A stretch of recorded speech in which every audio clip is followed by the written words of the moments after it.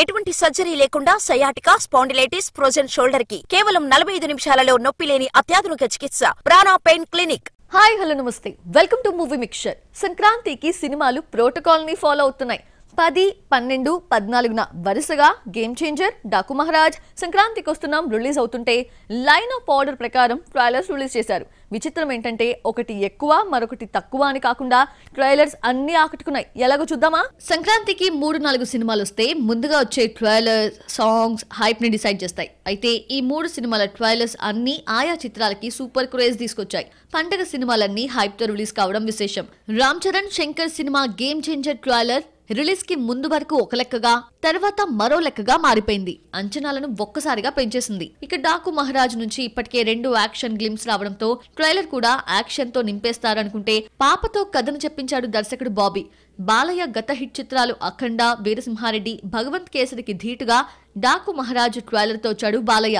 Game changer, Daaku Maharaj నుంచి teaser, glimpse వచ్చాక trailer ని రిలీజ్ చేశారు. అయితే సంక్రాంతికి వస్తున్నాం నుంచి టీజర్ రాకపోయినా పాటలతో ఇంప్రెస్ చేశాడు. ఫ్యామిలీ ఆడియన్స్ కి దగ్గరైన సంక్రాంతికి వస్తున్నాం నుంచి వచ్చిన ట్రైలర్ హైప్ ని, రేంజ్ ని పెంచింది. ఇలా ట్రైలర్స్ ఒకటెక్కువ తక్కువ కాకుండా సంక్రాంతి సినిమాలపై అంచనాలను పెంచేశాయి. రామ్ లుక్ మార్చేశాడు. 6 ఏళ్ల నుంచి యాక్షన్ లుక్ లో విహరించిన ర్యాపో విసిగిపోయి చాలా కాలం తర్వాత లవర్ బాయ్ లుక్ లోకి వచ్చేశాడు. వయసు పెరుగుతున్నా 36 ఏళ్ల వయసులోనూ క్యూట్ లుక్ లో కనిపించి షాక్ ఇచ్చాడు. ఏ సినిమా కోసం ఇలా తయారయ్యాడో చూద్దామా? ఇస్మార్ట్ శంకర్ హిట్ తర్వాత క్యూట్ బాయ్ రామ్ కాస్త రఫ్ లుక్ లోకి వెళ్ళిపోయాడు. రెడ్, స్కంద, డబుల్ ఇస్మార్ట్ లోనూ ఇదే లుక్ మెయింటైన్ చేశాడు. డబుల్ స్మార్ట్ డిజాస్టర్ తర్వాత గ్యాప్ తీసుకొని కొత్త సినిమా ఓకే చేసి లవర్ బాయ్ లుక్ లోకి వచ్చేశాడు రామ్. కెరియర్ మొదట్లో లవర్ బాయ్ గా కనిపించిన రామ్ మరోసారి అదే అవతారం ఎత్తాడు. Miss Shetty, Mister Polishetty fame Mahesh Babu direct చేస్తున్న సినిమాలో రామ్ హీరోగా నటిస్తున్నాడు. ఇందులో ర్యాపో గెటప్ చూస్తుంటే మళ్లీ లవర్ బాయ్ లుక్ లోకి వచ్చాడు అనిపిస్తోంది. రామ్ తో మిస్టర్ బచ్చన్ ఫేమ్ భాగ్యశ్రీ బోర్సే జతకట్టగా మైత్రి మేకర్స్ ఈ సినిమాను నిర్మిస్తోంది. ఇస్మార్ట్ శంకర్ హిట్ తర్వాత రామ్ కి హిట్ పడలేదు. ఆ తర్వాత నటించిన Red, the Warrior, Skanda, double smart తో రామ్ పై ఫ్లాప్ హీరో ముద్రపడింది. దీని నుంచి బయటపడాలంటే కొత్త cinema success compulsory. Miss Shetty, Mister పోలిశెట్టితో డిఫరెంట్ స్టోరీ లైన్ ఎంచుకున్న మహేష్ రామ్ కోసం ఎలాంటి కథను రాశాడో చూడాలి మరి. సిల్క్ స్మిత చనిపోయి 28 ఏళ్లైనా ఆమెను మర్చిపోలేకపోతున్నారు. ఫ్యాన్స్ గుండెల్లోనే కాదు, ఫిల్మ్ మేకర్స్ మనసులపై కూడా చెరగని ముద్ర వేసింది ఈ తెలుగమ్మాయి. సిల్క్ జీవిత చరిత్ర ఆధారంగా 2వ బయోపిక్ వస్తోంది. డర్టీ పిక్చర్ తో 100 కోట్లు కొల్లగొట్టిన విద్యాబాలన్ ప్లేస్ ని ఎవరు రీప్లేస్ చేస్తున్నారు? What's the story? Item girl అంటే ప్రస్తుతం స్టార్ హీరోయిన్సే కనిపిస్తారు. గ్లామర్ ప్రపంచంలో సిల్క్ స్మిత ఓ సెన్సేషన్. చూపులతోనే కైపెక్కించి ప్రేక్షకులకు కిక్కెక్కించేది.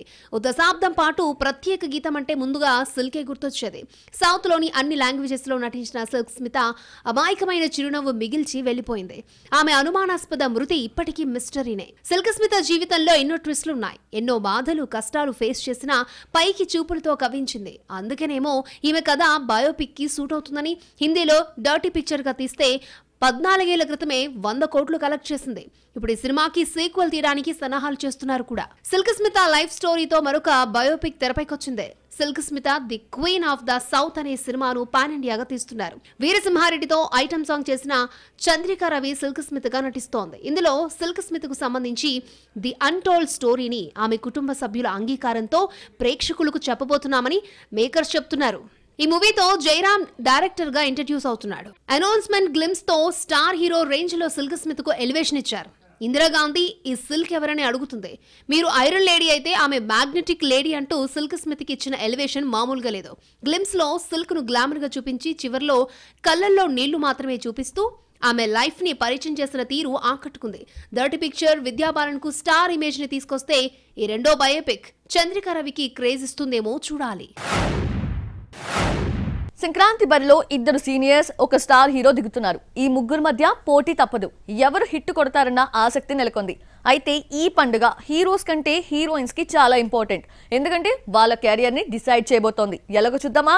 సంక్రాంతి రేస్ లో ముందుగా జనవరి 10న రామ్ చరణ్ గేమ్ చేంజర్ తో వస్తున్నాడు. ఆ తర్వాత 2 రోజులకు 12న బాలకృష్ణ డాకు మహారాజ్ గా ఎంట్రీ ఇస్తాడు. ఇక పండుగ రోజున వెంకటేష్ సంక్రాంతికి వస్తున్నాం రిలీజ్ అవుతోంది. గేమ్ చేంజర్ లో రామ్ చరణ్ తో జతకట్టిన Kiara Advani already star heroine. Cinema result తో సంబంధం లేదు. అయితే పాన్ ఇండియాగా రిలీజ్ అవుతున్న గేమ్ చేంజర్ హిట్ ఈ అమ్మడికి చాలా అవసరం. కియారా హిట్ చూసి చాలా కాలమైంది.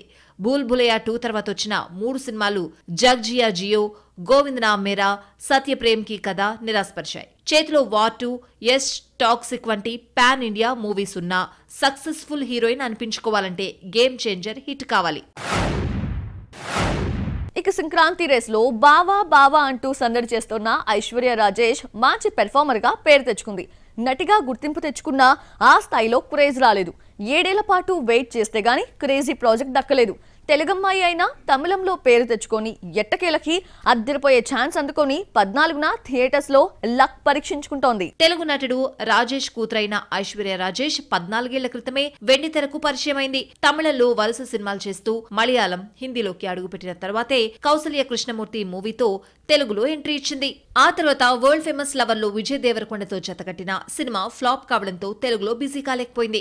యాక్టింగ్ విషయంలో ఐశ్వర్య రాజేష్ కు వంక పెట్టలేం. ఏ సినిమా చేసినా క్యారెక్టర్ మాత్రమే కనిపిస్తుంది. గ్లామర్ రోల్స్ కు దూరంగా ఉంటూ కెరియర్ సాగిస్తోంది. తెలుగులో సరైన హిట్ లేకపోవడం ఈ అమ్మడికి శాపమైంది. సంక్రాంతికి వస్తున్నాంలో ఐశ్వర్య బాగా చేసిందని, ఆమె రోలే హైలైట్ అవుతుందని మేకర్స్ చెప్తున్నారు. ఇదే నిజమైతే, సినిమా హిట్ అయితే ఐశ్వర్య రాజేష్ తెలుగులో క్రేజీ హీరోయిన్ అవుతుంది. అదృష్టం ఎప్పుడు హక్ చేసుకుంటుందో తెలియదు. లక్ అనేది మీనాక్షి చౌదరిని కౌగిలించుకుని వదిలేసింది. గుంటూరు కారంలో ఎన్నో హోప్స్ పెట్టుకుంటే కూరలో కరివేపాకులా తీసిపడేసే క్యారెక్టర్ తో సరిపెట్టుకుంది. ఈ ఏడాది 6 సినిమాలతో వచ్చిన లక్కీ భాస్కర్ ఒక్కటే హిట్ అయింది. లక్కీ భాస్కర్ హిట్ తర్వాత వరుణ్ తేజ్ తో జతకట్టిన మట్కా, విశ్వక్సేన్ తో నటించిన మెకానికల్ రాకీ బాక్సాఫీస్ వద్ద ఫెయిల్ అయ్యాయి. ప్రస్తుతం అనగనగా ఒక రాజులో నవీన్ పోలిశెట్టితో నటిస్తున్నా మళ్లీ గాడిలో పడాలంటే సంక్రాంతికి వస్తున్నాం హిట్ మీనాక్షికి చాలా అవసరం.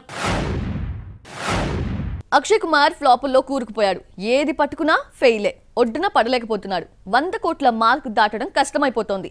మరి కిలాడీని బయటపడేసే సినిమా ఏది? 2025లో అయినా హిట్ కొడతాడా? ముందుగా వచ్చే కొత్త సినిమా ఏంటి? Watch the story. Akshay Kumar lead role లో కనిపిస్తున్న సినిమా స్కై ఫోర్స్ ట్రైలర్ ని సండే రిలీజ్ చేశారు.